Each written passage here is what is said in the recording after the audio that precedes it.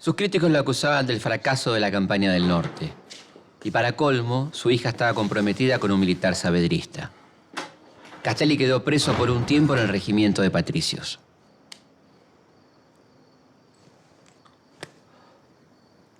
Seca. No te va a ir nada bien. ¿Cómo te llamas?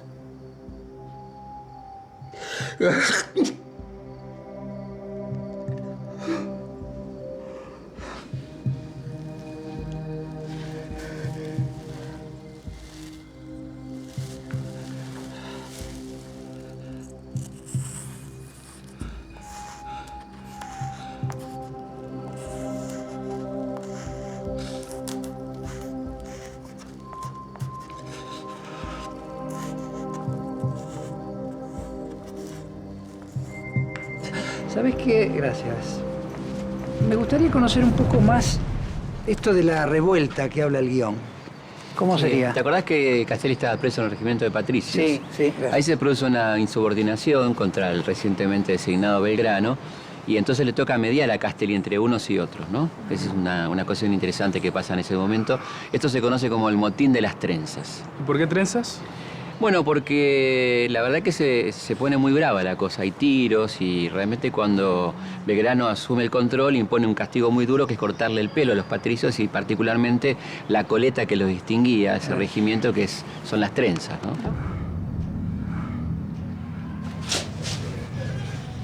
¿Oís? ¿Qué es? Los soldados que no quieren cortarse las trenzas. Hay mucho más que eso. Lindo nos va a defender este ejército si están tan ocupados en sus asuntos. Yo tuve un verdadero ejército de patriotas.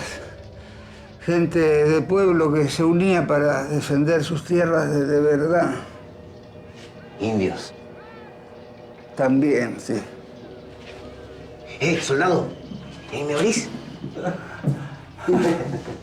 Un ejército con indios. Lo habrás soñado. Un ejército que peleaba desde el corazón, no desde los bolsillos. Sos un caso raro, Castelli. Así parece. Tan raro que me juzgan y no saben para qué. Y les molesta que les pida explicación. Te duele mucho. Y claro, porque se te está pudriendo esa boca. ¿No sentís el olor?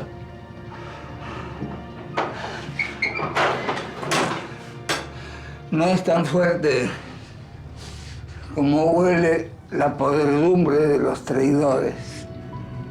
Vamos, ¿sí? ¿Qué estás esperando? Me gustan tus ideas. Con tus ideas quizás yo nunca hubiera sido un miserable.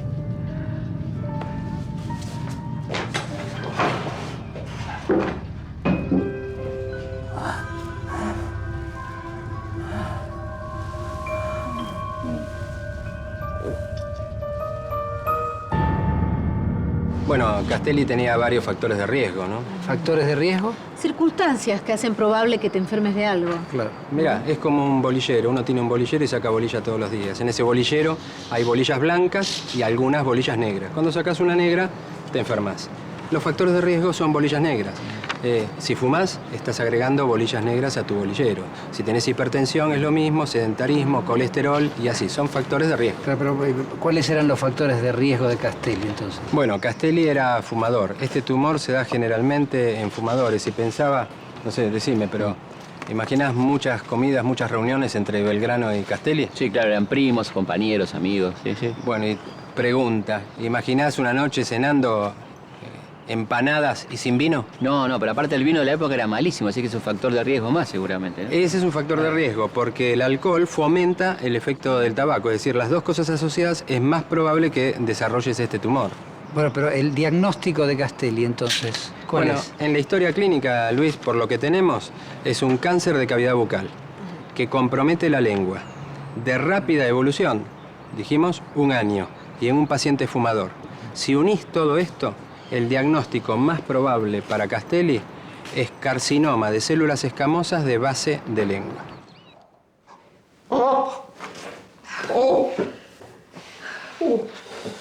Casi no come. ¿Duele mucho? Lamento decirle que ha esperado demasiado tiempo. Hoy no puede hablar por el dolor que siente, pero mañana... Y habrá que intervenirlo quirúrgicamente. ¿Qué quiere decir, doctor?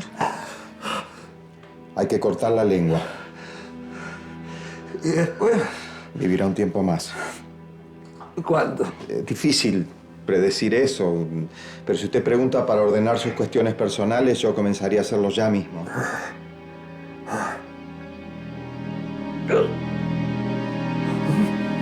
El doctor ya me explicó el procedimiento. Bueno, igualmente vamos a ser muy cuidadosos con la imagen.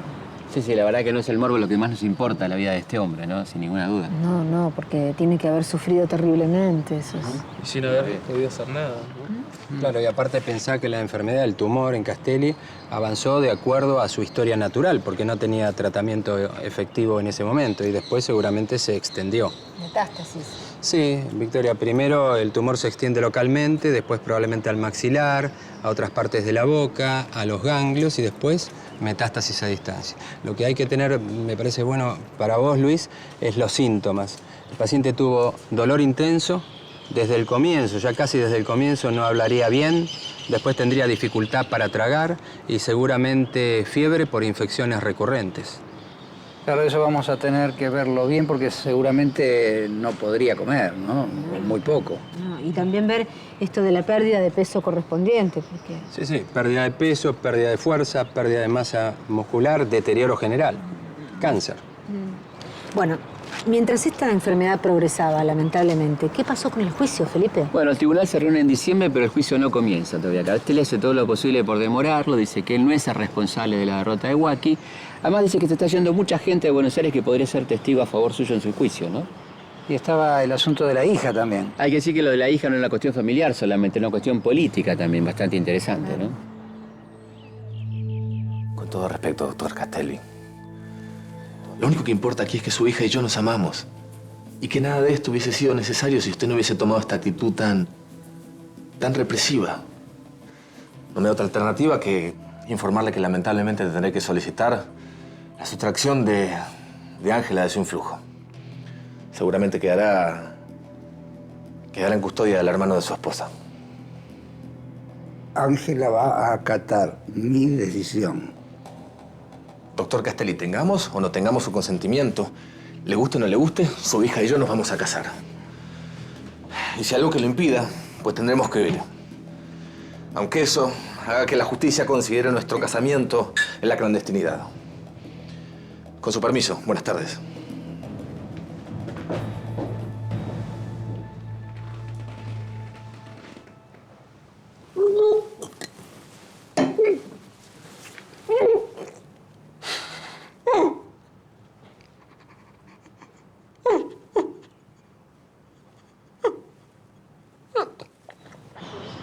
Por momentos esta historia que estamos contando me hace acordar al drama de Romeo y Julieta.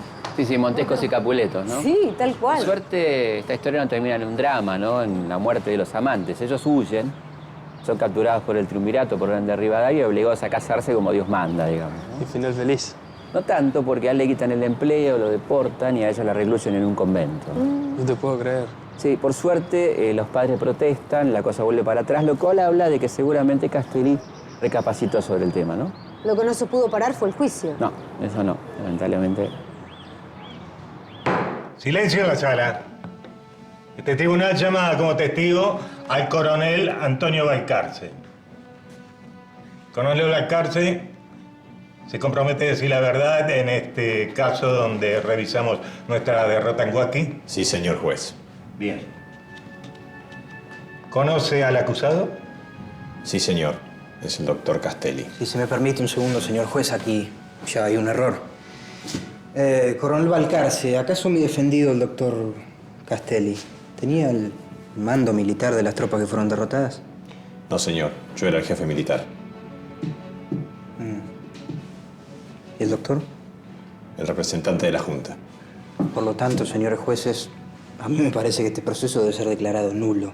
Silencio, por favor, o lo hago retirar de la sala. Justamente este proceso se está realizando para saber el grado de responsabilidad del doctor Castelli. Muy bien. Retomando la acción, ¿puede decirnos, Monteagudo, habiendo usted acompañado al doctor Castelli al Alto Perú, si la fidelidad a Fernando VII fue atacada tratando de inducirlo al cambio, al sistema de la libertad, de la independencia y de la igualdad? ¿Saldría el doctor Castelli esto? Le explico bien. Se atacó formalmente el dominio legítimo de los reyes de España y el doctor Castelli procuró por todos los medios, directos e indirectos, propagar y defender el sistema de igualdad e independencia. Felipe, Sí. si esto que dice es fiel a su palabra, Monteagudo era extraordinario. Es totalmente fiel, y Monteagudo era un gran revolucionario, ¿no? Pensá que en enero de 1812 funda la Sociedad Patriótica y dirige el Grito del Sur, que era un órgano muy agitativo, muy revolucionario también, ¿no? Y esta Sociedad Patriótica, junto con la Logia de Caballeros Racionales, mal llamada Logia Lautaro... Que es donde participó San Martín. Exactamente. Bueno, estas dos organizaciones, la Logia y la Sociedad Patriótica, derrocan al primer triunvirato y instauran el segundo triunvirato con la intención de convocar a la Asamblea del año 13, donde va a ser diputado por Mendoza Monteagudo.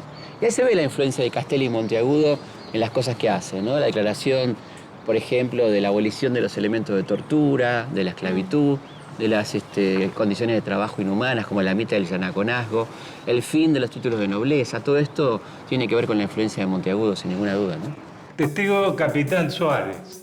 ¿Entre los jefes y oficiales del ejército había discordia? Desde luego había discordias, pero justamente eran promovidas por el coronel Viamonte, quien manifestó un decidido espíritu de partido a favor de Saavedra, lo que indispuso hasta el sumo grado a todos los jefes y a todos los oficiales. El mismo coronel Viamonte, cuya presencia era muy necesaria para no caer en Huaki y que jamás llegó con sus refuerzos. Él debería estar aquí levantando ¡silencio!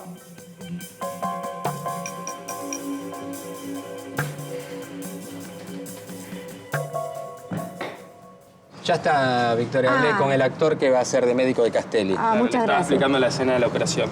Sí. Bueno, la operación es cuando le cortan la lengua, ¿no? Sí. Una enfermedad breve, pero muy, muy dolorosa, ¿no? Qué paradoja, ¿no? El orador de la revolución muere de un cáncer de lengua.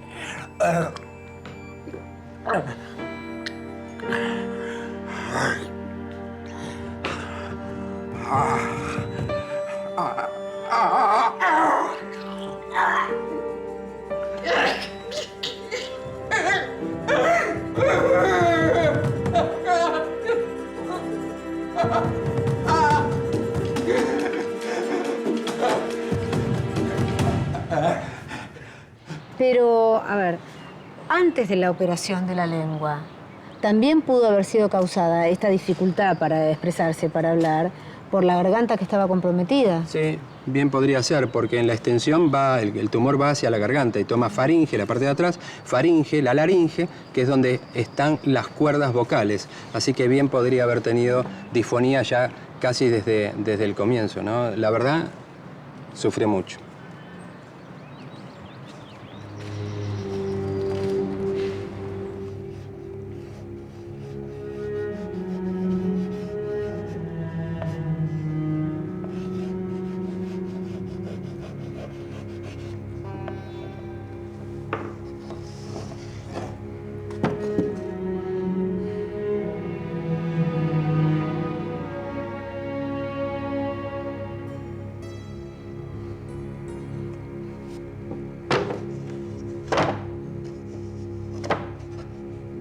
¿Vio al doctor Castelli embriagarse? Oí decir que se embriagaba. Bueno, lo oyó decir, pero ¿lo vio o no lo vio? El doctor Castelli despreció todas las leyes, sin que premiase el mérito y castigase el delito. No, al contrario. Se castigaba al delincuente habiéndose fusilado a varios desertores. Diga testigo si el doctor Castelli hacía cumplir las leyes. Sí, señor juez. Bueno, no todas. ¿Cuáles no? Las leyes españolas.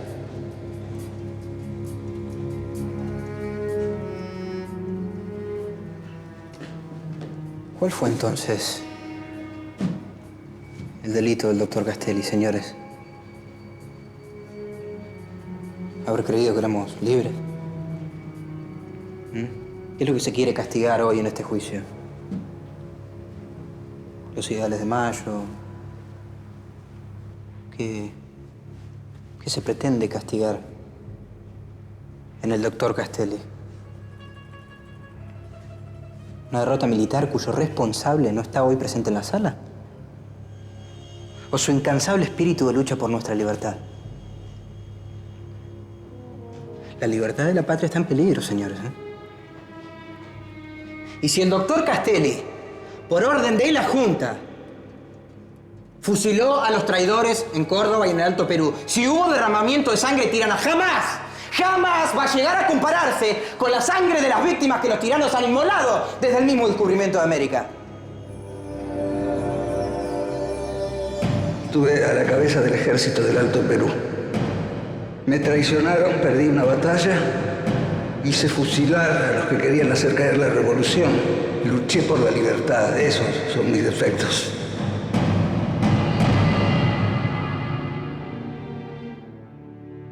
Castelli murió pobre y perseguido. El juicio no terminó. Lo que le abrió el sepulcro antes de tiempo no fueron los excesos de su vida, como lo dijo la calumnia, sino la ingratitud y los pesares. 2 meses después de su muerte, se anunciaba el remate de su casa y su hacienda cita en la costa de San Isidro. Los sueldos y viáticos adeudados a Castelli sumaban 3.378 pesos. Fueron pagados 13 años después.